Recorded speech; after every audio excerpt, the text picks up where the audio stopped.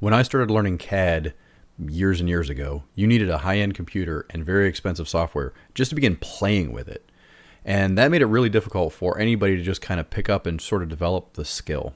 But today, it's so incredibly different that I'm saying you can actually learn how to do CAD without a computer for free. There are so many YouTube tutorials you can check out, tap into, and learn skills from. And now there are cloud-based CAD systems. One of them, for example, is OnShape, where you can create a login, go in there, and then all of your editing is actually on their web browser. Their servers are handling all of the processing. So you don't actually need a good computer. In fact, you don't need a computer at all. In this video, I'm going to show you that I was able to fix a tool in my shop using 3D printing and design, and I was designing on my phone. I was using a web browser through my phone. I also did it through a Raspberry Pi. But even if you don't have any of those things, you can go to the local library in most places and you can get an hour or two on the computer, go in, log into the web interface, pull up YouTube, and start learning how to do CAD without owning a computer yourself. Because it requires so little specs from your computer, you can do this on a Chromebook. So any kid who has a Chromebook can start learning CAD, or if you have a work computer and you want to start learning CAD, you can set this up through this web interface, web browser, and start learning. Like, this really removes barriers for people not being able to get into CAD. I think that 3D printers are an incredible DIY tool, and more people are getting on board with that. And there are so many things that you can just download for free.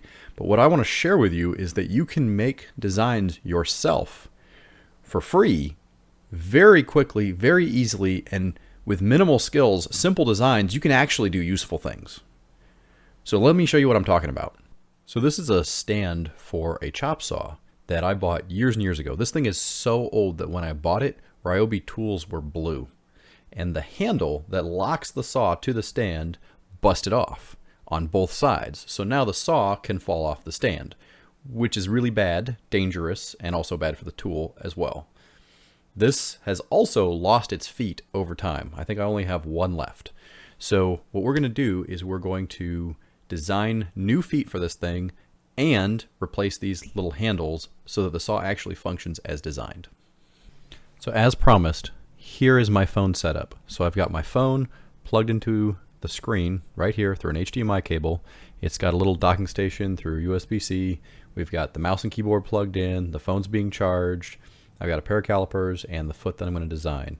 And this phone is running this screen. We've got a little bit of flicker because of the settings. So I'm going to change the camera settings just a little bit, tweak it with a slower shutter speed so that we can actually see what we're doing. And as you can see this warning, it says it does not support mobile browsers. So in the top right, there's these three dots. You click on that, we go in there and we select desktop site.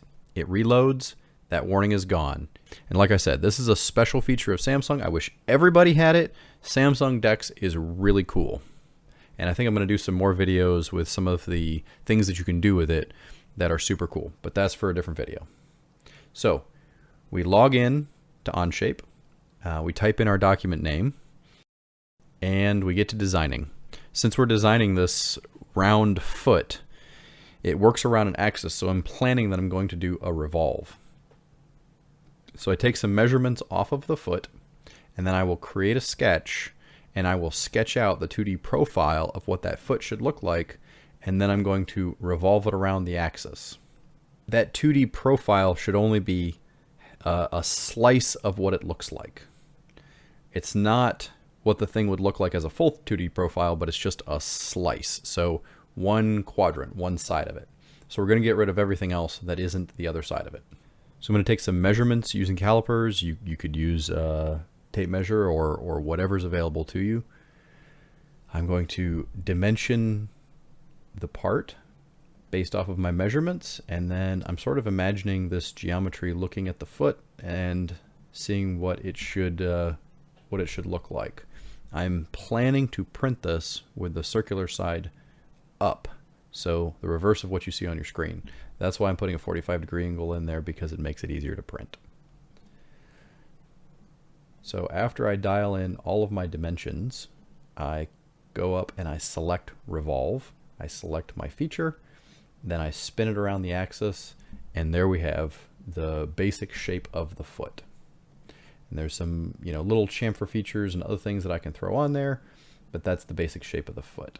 Now we're going to switch over to the Raspberry Pi, and I will show you that that works just as well. And here is my Raspberry Pi. You can see that it just has the HDMI cable, power cable, mouse keyboard, and we're up here on the screen. This is a Pi. This is the Pi OS. Okay, I'm going to change my camera over to the slow shutter speed once again so you get the nice video, and then we're going to work through. We're going to add some little ribs on the foot, and that'll be that part ready to print. F11 puts us in full screen. Now I've got the whole screen to work with. We load up our graphics. This is running off of a Raspberry Pi. I can manipulate the part. I can look at the part. Everything looks good. You can zoom in, look around it. To be fair, I really should use a screen capture device. It's on my Christmas list. We'll see what Cindy Claus brings me this year. But this is completely functional. You can go into here, you can design sketches, design the little rib feature that I want, all of that off of a Raspberry Pi. These things were originally invented to help people code Python and to have a cheap and easy tool so that you could get into computer software. And I'm saying with these things, you can even start doing hardware projects. You can learn CAD. So I design in some arc features. I'm going to play with those a little bit, get them sorted out how I want. Ultimately, I'm trying to create a rib like the original had so that it can tighten up inside of the tube. So these little features spread around are a great way of dialing in your diameter. If the diameter is not perfect, it won't work properly. But by using some sort of a feature like this, you can actually have it just a little bit off, and it's easy to get it on the first try. So this rib feature was actually in the original part, and pulling it into my design makes a whole lot of sense. So after I get the feature mostly where I want it, I do a circular pattern. So you only have to design one feature, and then you create a pattern of it around an axis. And so that's what we're doing here. So after a couple of other chamfers and other little details to get it dialed in, this is the foot that we're going to try printing out. And I just want to remind you, this is running off of a Raspberry Pi. This little guy is less than $100, and it's just plugged into a TV that I have sitting in my kitchen. That's all there is to it. It's running Raspberry Pi OS, and we're doing CAD because of OnShape. This is really cool. After a quick trip through the slicer, this thing's being printed. And in about an hour, while I'm doing something else, this part is ready. And the thing that I love about 3D printers is this thing is working, making my part for me while I'm doing literally anything else. Now I can test it on here, and if this works, I can now go print 3 more. And they'll be ready when they're ready while I'm doing something else. So back to the saw, I'm going to remove this handle that's broken. There's actually 2, and they're broken on both sides. So we're going to get the bolt out, disassemble the whole mechanism, and get out the little plastic part that's actually broken. So here's the actual design. There's an outer part that's in 2 pieces that creates the tension against it and clamps down. That part's fine, nothing wrong with it. The inner part, this little guy with this eccentrically mounted hole, this is where the handle has broken. So we just need to duplicate that part. So back in OnShape, we're creating a document, creating it as a locking handle. There's that large circle based off of our caliper measurements. We're going to dimension that up. Here's the eccentrically mounted circle inside of that, and then we're going to position it as well. So doing a simple extrude, I often like to use a symmetric extrude. We're going to pop in our dimensions there as well, and now we have kind of that eccentric cam part already done, right? It's so very simple to get done useful parts with CAD. So now I'm sort of fiddling with the handle geometry. I want to make it tangent. I'm trying to figure out what angle it has to be at so that it doesn't interfere with the other pieces. And then we're just sort of fiddling with the geometry to get it nailed down and get the angles correct, get the tangent geometry correct, and then get the length of the handle correct. So we put a little curve on the end of the handle, position that in there, get it connected up as well, and there's that. Also have to do this as symmetric, and then we have to set it based off of our measurements because it has to fit between those two little pieces. There it is. We have a handle. We have a part. All I'm going to do is put in some fillets on some key features just to smooth those off, especially on the touch surfaces of that lever handle, so that when you're manipulating this thing, you don't have any sharp edges. It's really nice to have just things smoothed over and feel good in your hand. So we're going to export that into a step, as always, and I'm going to get that into the slicer. Now, orientation matters. I'm going to orient it so the handle is flat, so the layers are with the handle, so it won't snap off in that orientation. And we get that thing printed, and we'll test it up. And now for our ASMR install and test.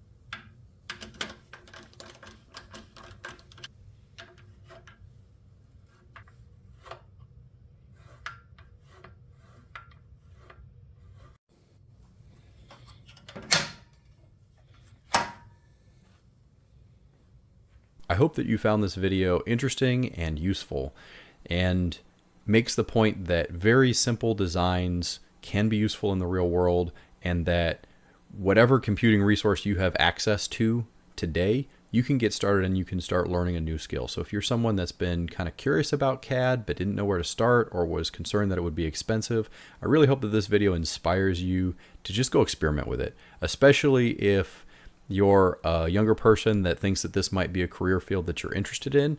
I really want you to see this as an opportunity to start building that skill set and developing and understanding if this is truly something that you want to do. The great thing about OnShape is that it's just a website login, and you can begin using their servers. Now, with their free plan, people can see your designs, but if you're goofing around trying to learn how the tools work, who cares, right? This is not paid by OnShape.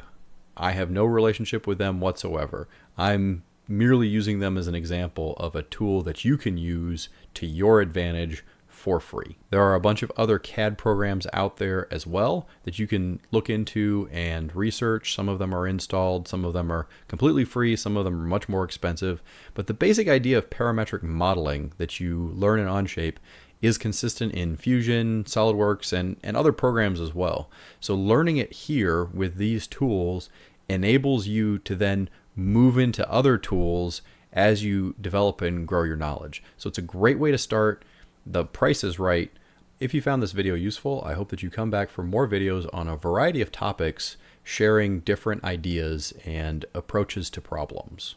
So I hope that you found this useful, and thank you for your time. Mic check. Are you actually recording, or am I just going to get no audio all over again? Yeah, I could do this all day. This is so satisfying. If you found this video, I'm just trying to make all the outtakes now at this point, I guess. Hopefully some ideas, techniques, or things that you haven't seen before. And I hope that in every one of my videos, at least one thing gives you an aha moment or an idea, or gives you an idea that you can turn into something else.